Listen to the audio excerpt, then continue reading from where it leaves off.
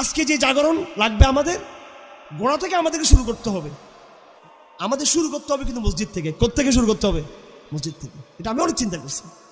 এই জাতিকে জাগাতে হলে মসজিদকে আগে আবাদ করতে হবে। আমি এই মসজিদকে আবাদ করা ছাড়া বহু কথা বলছি। আর ভাইরা, যেদিন আমরা দেখব মসজিদগুলো আবাদ হচ্ছে, ইনশাআল্লাহ ওই কাফেলা থেকে আপনি দিনকে জিন্দা করার মুজাহিদ তৈরি করা সহজ হয়ে যাবে। আর কম্বলের তলর থেকে মুজাহিদ বের করা, ফেসবুক থেকে মুজাহিদ বের করা, এটা অসম্ভব, ইম্পসিবল, হবে না সেটা কোনোদিনও। আমি যতই ফেসবুকে লেখালেখি করি, ফেসবুক থেকে মুজাহিদ বের হবে না। আমি যতই প্যান্ডেলে মাহফিল করি, প্যান্ডেল থেকে মুজাহিদ বের হবে না। আমি যতই দিনের করি, আমি কম্বলে শুয়ে থাকি, বের হবে না। মুজাহিদ বের হবে ফজরের সালাতের জামাত থেকে, মুজাহিদ বের হবে।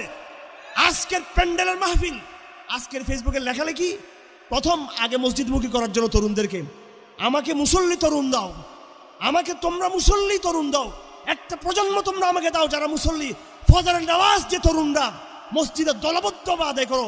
পরবর্তী কাজ আমি করবো ইনশাআল্লাহ আজিজ। পরবর্তী কাজ আমি দেখিয়ে দেবো তোমাদেরকে কি করতে হবে ইনশাআল্লাহ।